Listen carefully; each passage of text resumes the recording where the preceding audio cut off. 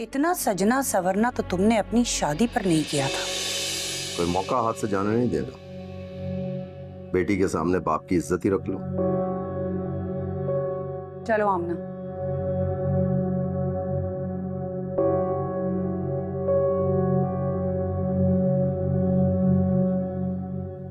भाई बड़ी आपा तो बहुत ही जालिम है, दिल ही तोड़ देती हैं। मोहब्बत की नरमी को तो समझती ही नहीं है। मुझे तसल्ली देने आई है। नहीं नहीं, और वैसे भी टूटे दिल को अगर तसल्ली दे भी दी जाए तो क्या फर्क पड़ता है।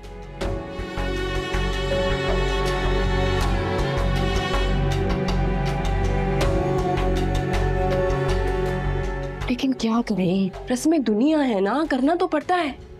तुम साथ चलोगे तो ज्यादा अच्छा है। और तुमने दुआ से भी तो बोला होगा ना कि तुम आओगे। मैं समझ सकती हूँ ये सब कुछ जो मोहब्बत में होता है। वैसे भी रिश्ता देखने आमतौर पर तो सभी जाते हैं। अरे नदीम मियाँ, तुम बात क्यों नहीं समझ रहे हो? ये बड़ी आपा की दुनिया है। यहाँ पे कुछ भी आम नहीं है, सब कुछ खास है, सब कुछ खास।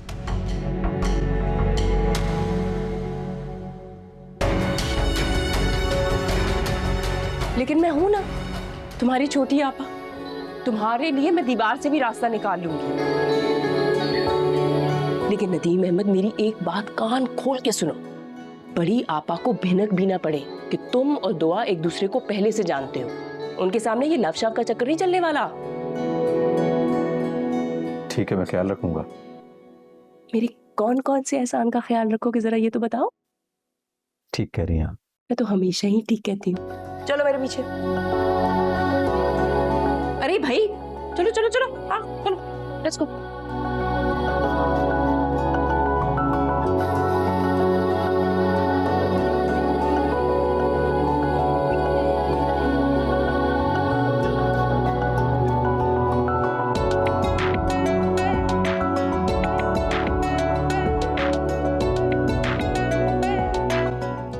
ऐसे आप ही आप बहुत बुरी हो। क्यों? मैंने क्या किया? आप अच्छी लग रही हो। वो तो ठीक है, पहले ये बताओ मैंने किया क्या? बुरा क्यों कह रहे हो मुझे? भाई आपने मुझे बताया ही नहीं कि वो डैशिंग किस्म का ड्राइवर आपका होने वाला। बदतमीजी मत करो, ड्राइवर नहीं है वो। चल हैं, डैशिंग पे तो राजी है ना आप? उठो यहाँ से, चलो भाई, तंग मत करो मुझे। ओके, एटलीस्ट आप मुझे तो बता देती। भाइयों को ऐसी बातें नहीं बताई जा सकती। क्यों? जब मैं किसी से मोहब्बत करूंगा ना तो सबसे पहले आपको बताऊंगा।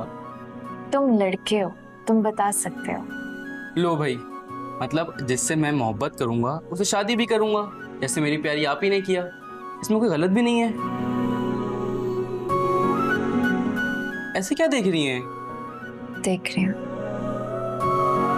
सब भाई तुम्हारे जैसे होते हैं, अपनी बहनों की ख्वाहिश का एहतराम करने वाले। मेरी प्यारी आप ही, आप मेरा फख्र है, मेरा मान है। चलें, अब बैठें, मैं आता हूँ।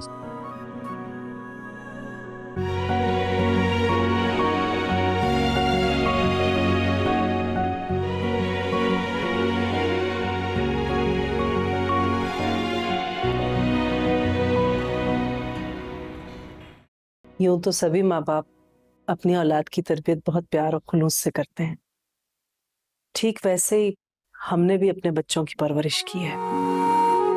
आप यकीन जाने मेरी दुआ बहुत अदब और आदाब वाली बच्ची है। जी आपने बिल्कुल ठीक कहा, और वैसे भी आप लोगों को मिलके अंदाजा हो रहा है हमें। दुआ कहाँ है, उसे बुलाइए। जी जी, मैं बुलाती हूँ। दुआ, दुआ।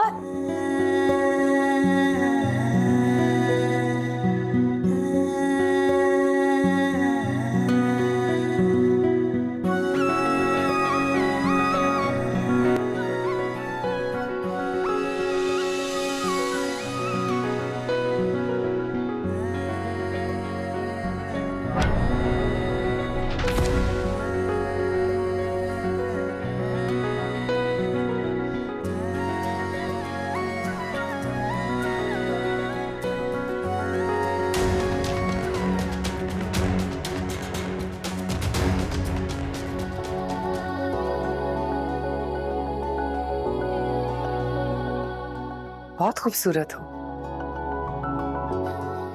बैठो हमारे साथ।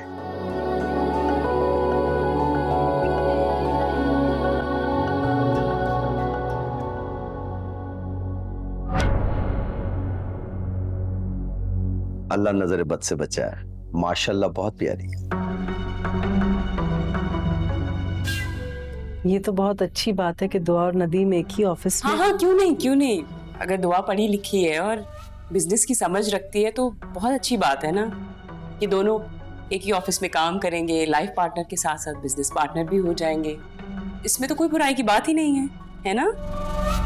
हाँ, अच्छा है ना, दोनों मियाँ बीवी एक साथ ऑफिस जाया करेंगे और साथ वापस आया करेंगे, अच्छा लगेगा। बस फिर तो बात ही खत्म हो गई। मुंह मीठा करवाइए। जरूर जरूर, क्यों नहीं।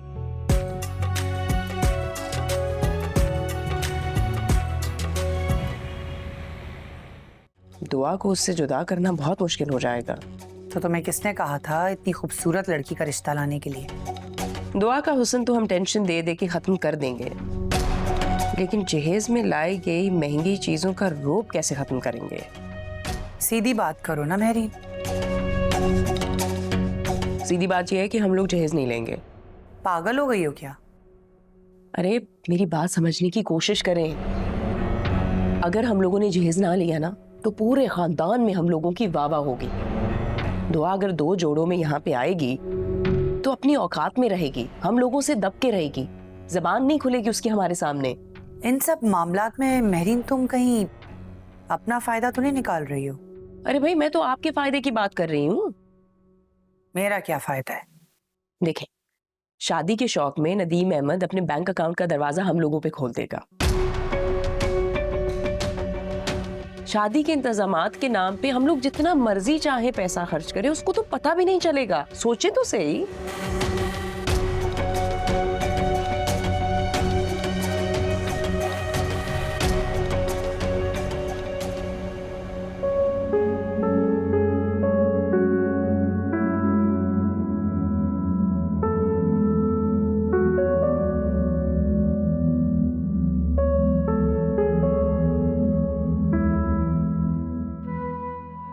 ये लीजिए आपकी चाय।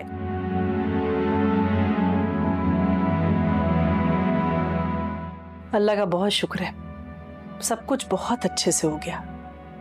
लड़का बहुत अच्छा है। खैर से उसकी बड़ी बहन अपने घर की है, दूसरी की भी कभी ना कभी शादी हो ही जाएगी। हमारी दुआ वहां बहुत खुश रहेगी। आप क्या सोचने लगे? अगर तुमको सब सही लगता है तो अच्छा ही होगा।